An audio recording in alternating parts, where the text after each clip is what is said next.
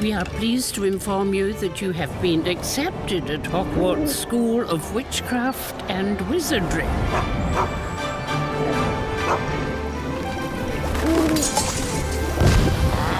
Please find enclosed a list of all necessary books and equipment. The term begins soon. We will be awaiting your owl.